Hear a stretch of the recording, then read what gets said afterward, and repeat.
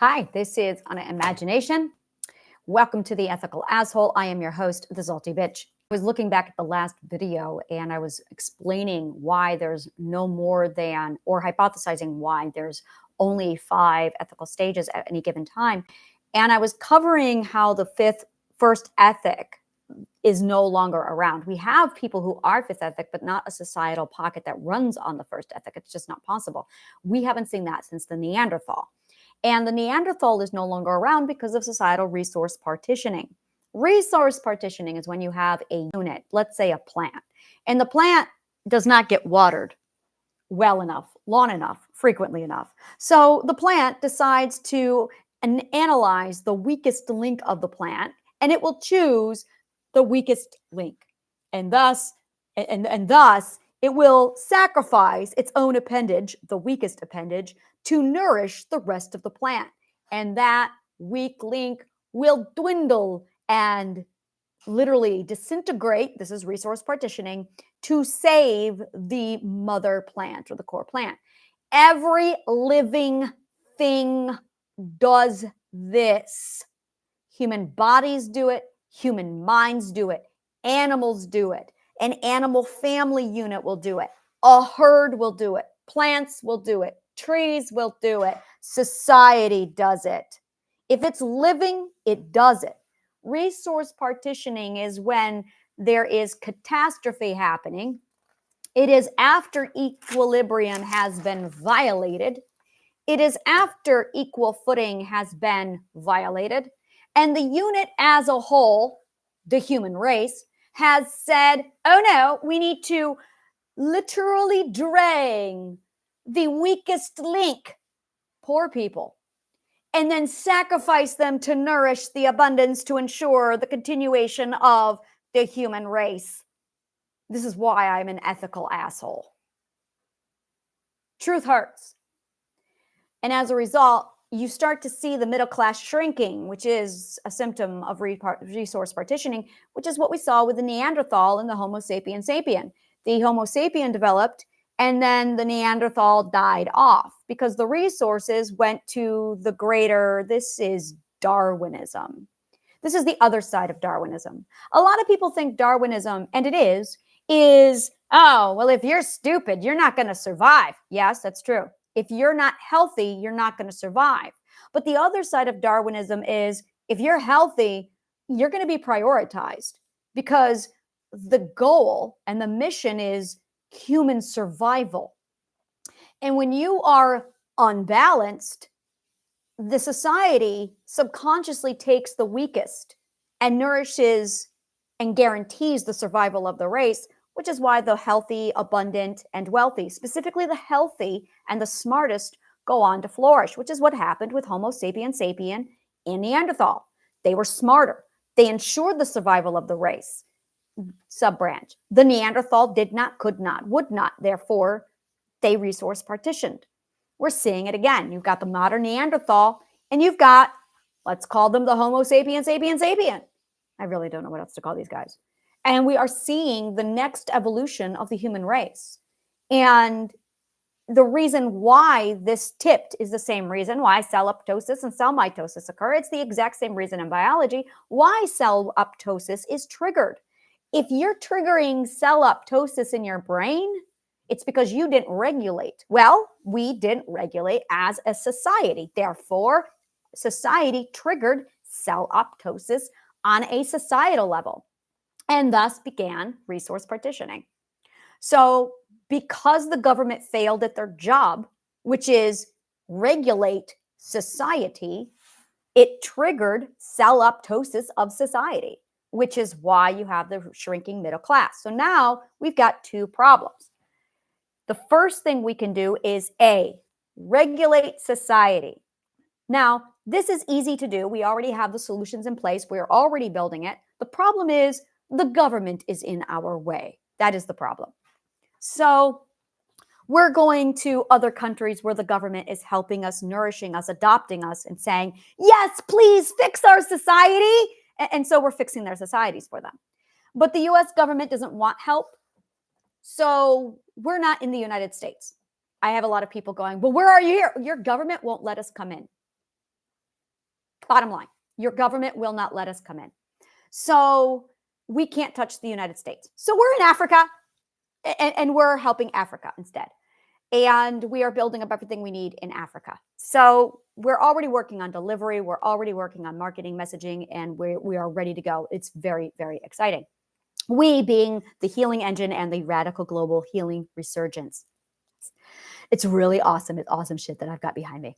So in the meantime, we can regulate society. That is the first solution. The second solution is to disrupt cell apoptosis. We want to disrupt cell apoptosis so that we can start helping the people who are on the losing side of cell apoptosis, which means we got to get over into the we need to regulate, and we also need to nourish the cell apoptosis. We need to nourish them because they're being siphoned off by their government, which is why it's all imbalanced and dysregulated.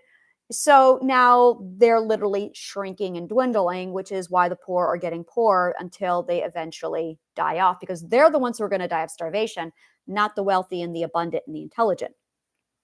So the very first thing a person has to admit is which side of this they're on. And it's simple. It's all about intelligence, because if you had the knowledge, you'd be on the wealthy, abundant side. If you don't have the intelligence, you're over here in the cell apoptosis side. So we've got to step into the cell apoptosis side, plug in the information they need with the resources and the nourishment. That way they can become self-sustained. And what we really want to do is get them to cross over into the wealthy, abundant side. But in order to do that, they're going to have to literally become smarter. They're going to have to educate themselves.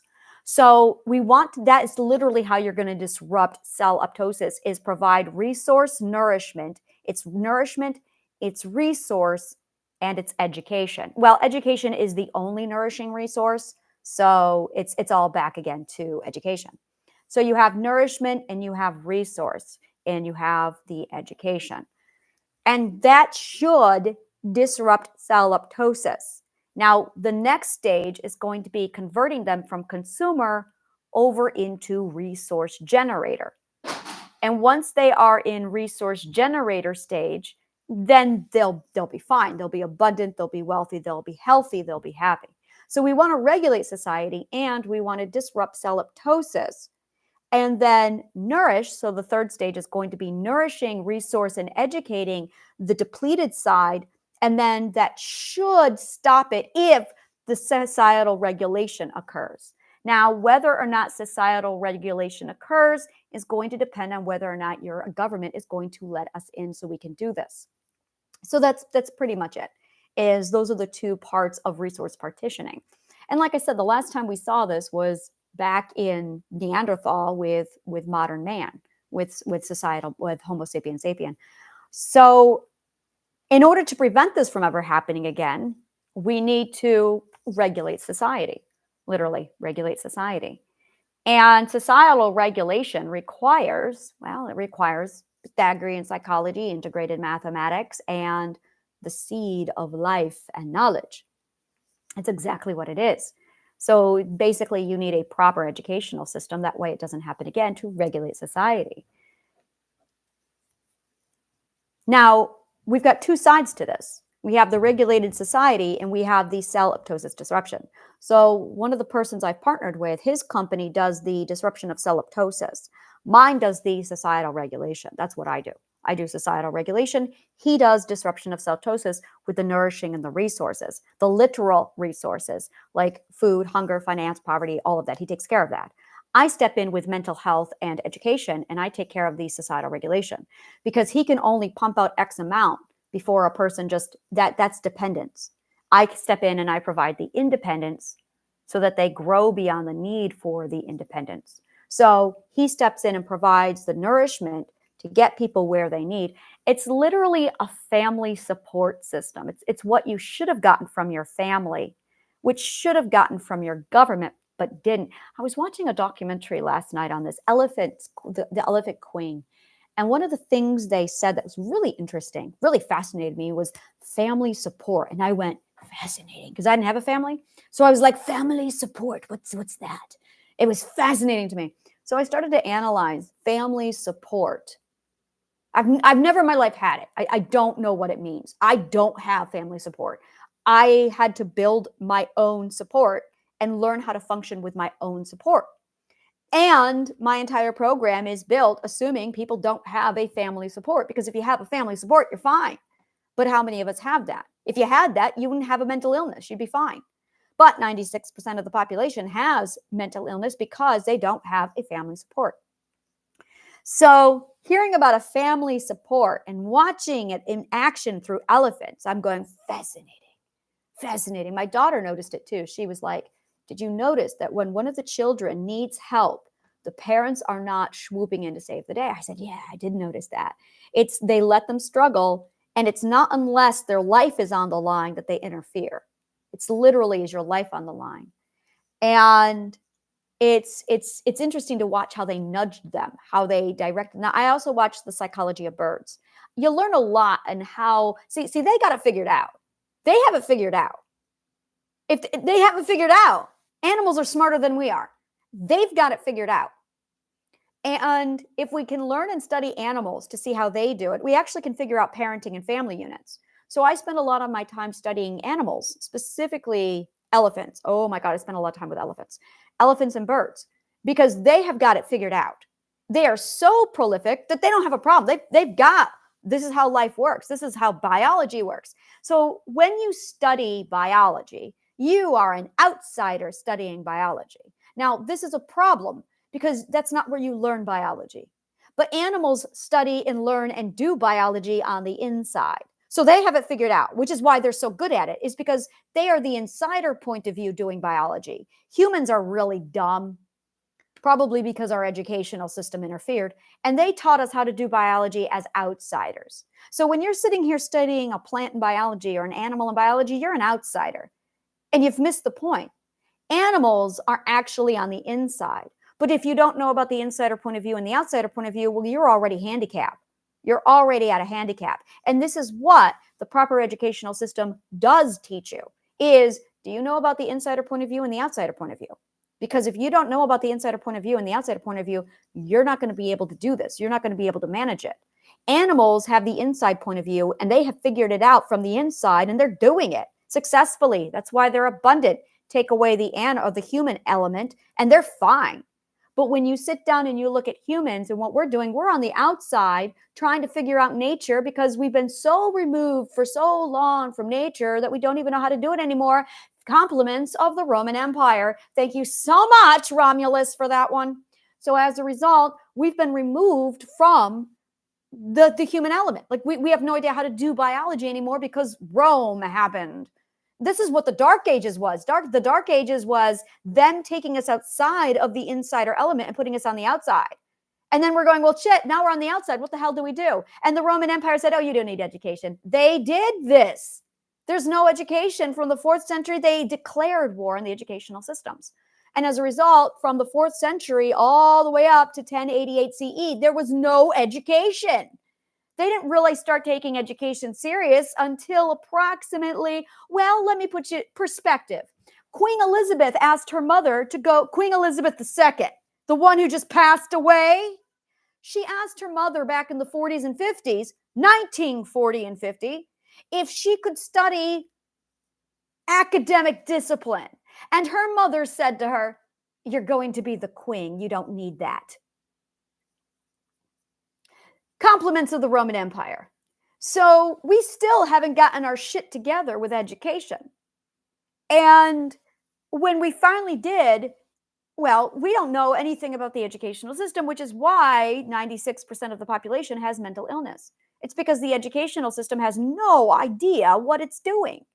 Thomas Sowell wrote his entire books all about this. Like just Google Thomas Sowell. Neuroscience backs up Thomas Sowell. Like this is not a mystery. We all know this. This is an old hat. The only one who hasn't gotten on board with this concept is the government who runs the educational system.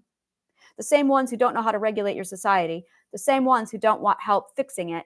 And also, this is the best part. This is the best part. The educators who get paid and who are employed by the government. So these two assholes are in cahoots with each other in the United States, and they don't want a solution. They think that what they're doing is good enough. even though 96% of us have mental illnesses. That statistics comes from neuroscience. So this is why the United States is probably going to be the last on our list with the radical global healing resurgence to help, because they just don't want help, which is why we're in Africa. So when you look at this, when you look at how all of this is set up, what you're looking at, and this is the way in, this is literally how we're going to go in. What we're going to be doing with the United States is we're going right to the people.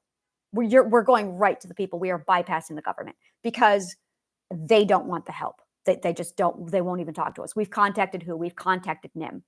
We've had other people who contact a million other agencies. I've reached out to Mad in America. I've contacted psychologists. They don't want help. So with the United States, you're on your own. Your government has completely abandoned you. You are on your own.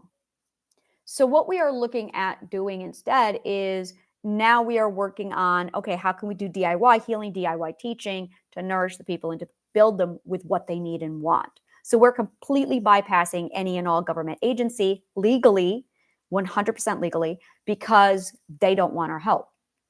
So that is how we're doing that. That's now something we have to put in place. And that's pretty much what I'm doing today is I'm literally analyzing all of the components of all of our current problems so we know how to problem solve what's coming up, because we're literally building equations for all of this. So my everything that I do is actually operating around the radical global healing resurgence. I really love that word, resurgence. The radical global healing resurgence. Radical global healing resurgence. And this is basically the healing garden, and it is concentric industries with the world system solutions. And we're coming in and we're just literally optimizing this. So what we have is we have the school, we have the parenting and the adulting and the DIY school. Parenting and adulting. We teach you how to do DIY there. That way you can become independent. Self-authority and independence is the name of our game. Self-authority and independence. And in addition to self-authority and independence, we run exclusively around the 12 ethics, as well as truth, which is defined by logic, math, and physics. We have no tolerance for anything else. If we can't prove it, if we can't give you the mathematical calculation, we don't call it a constant, we don't call it a truth. And that runs around the 12 ethics. So what we are doing is solidly ethical. And this is also 100% aligned to your subconscious mind and Mother Nature. So it is literally the natural life and growth sequence. The natural sequence of life, growth, and health. So those are our core elements, our core factors in all of this, with the concept of, with the actual action of self-authority and independence to be nurtured so you guys become independent, so you guys can take care of yourselves. The concept is to turn you from a consumer over into a resource generator. And that's really what you need to do, is turn yourself into a resource generator. We just literally give you the walkthrough on how to do it. Now, people who come into our program are 100% funded, meaning we pay you to do this. Why? Because our literal survival is on the line. We pay you to do this. So it is 100% funded, 100% paid for, and we actually put you on our payroll. Well, not a payroll, but we actually fund you, and then you get all of the funding to pay your bills, to pay whatever it is you need. It's done. But you have to be in the program, you have to be going through the program, and we literally disappropriate you. Appropriation is what, and this is it right here, an educational system has it can be two things. The first thing it's supposed to be, which is what the ancient Greek educational system did, was it's this. It empowered you, it nourished you, and it turned you into a resource generator by nourishing your self-authority and your independence. It taught you how to think. Another thing that an educational system could be used for is appropriation.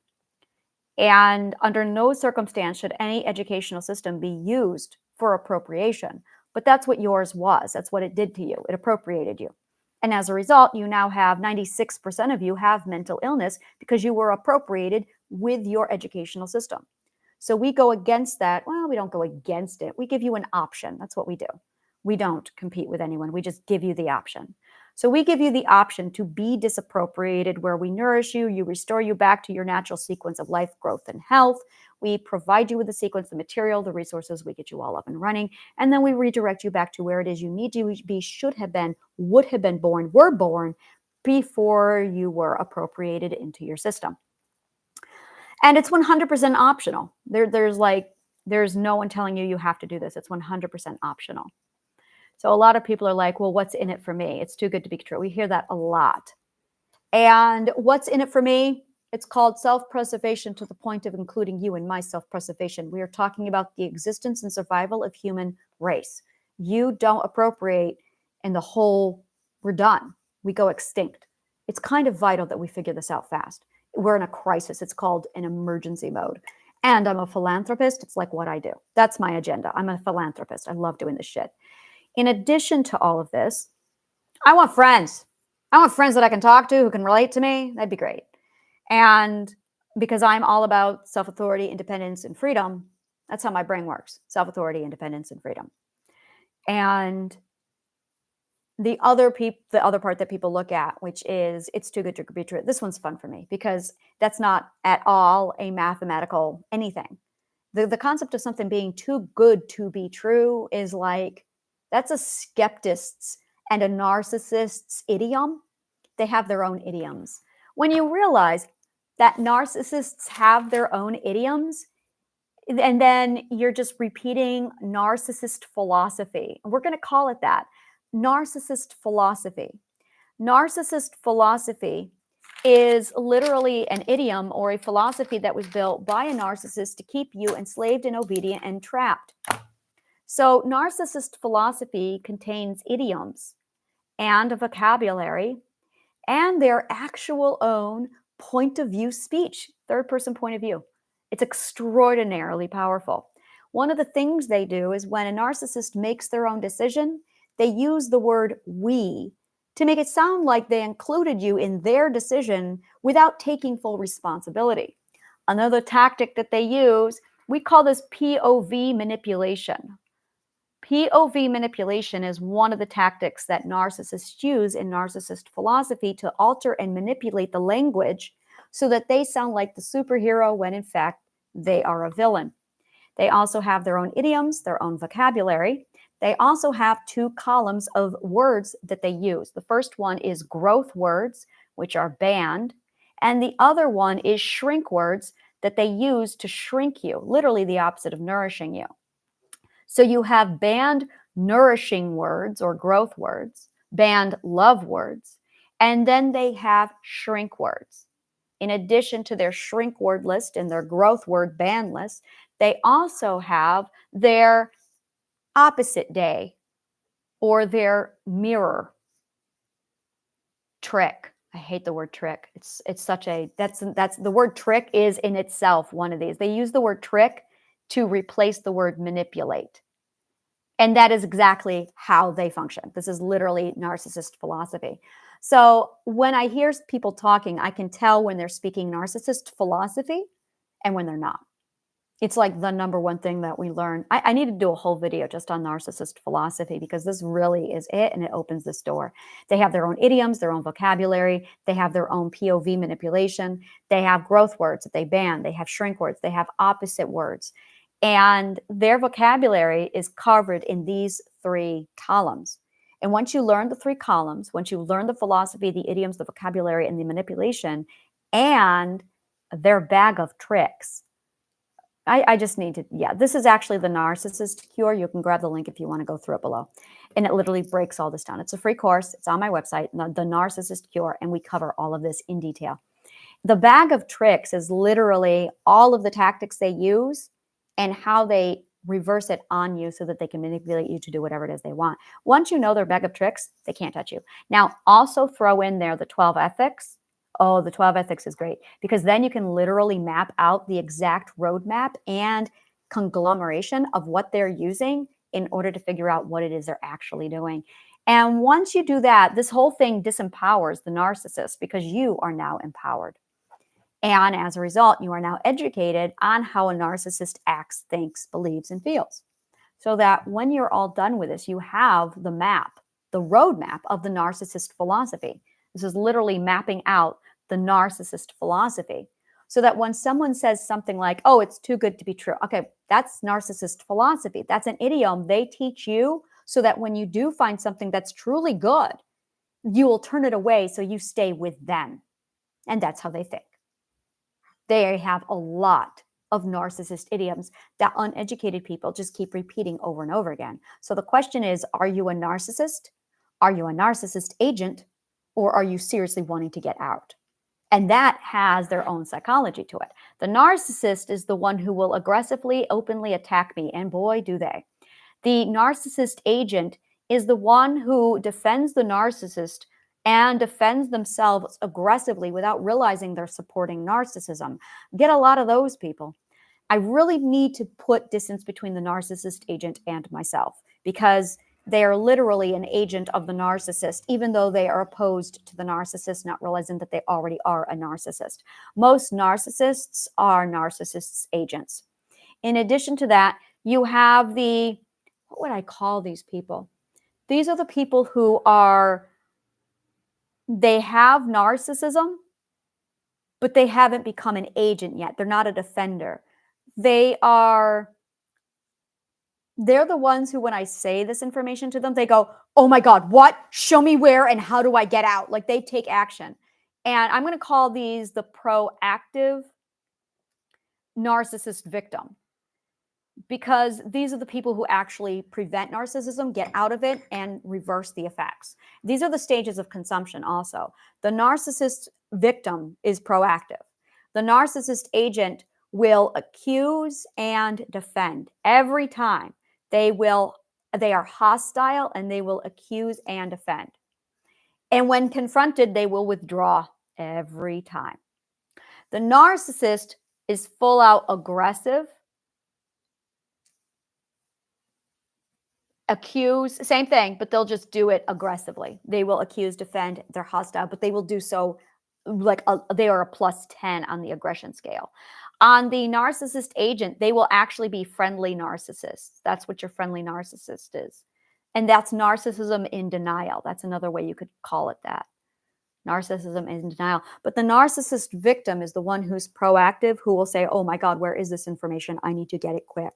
And that is who the narcissist cure is for those who are proactive, who want to make sure it stops because you don't understand. So consumption, narcissism, consumption is a social disease. It is 100% social society. It only exists in a societal group. So if you have two people or more, you can develop narcissism. Narcissism infects the group. It doesn't affect a person. It is only your relativity to another person with narcissism. So if you're solo or alone, you're fine. Narcissism sleeps. But you put somebody else in the mix, narcissism comes out. Which is why a lot of people will isolate, is because it literally is a disease.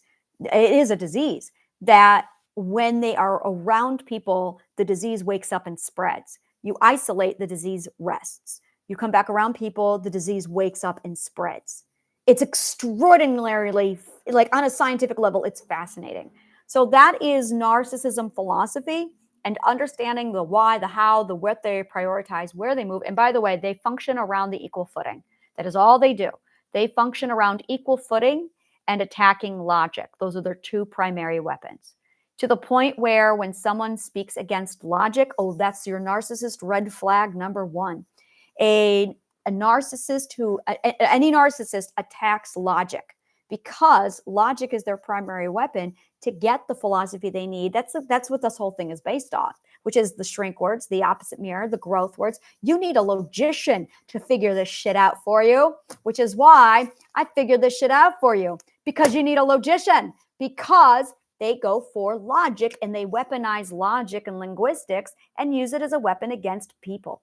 And they do so because they're wanting the equal footing. So there you have it.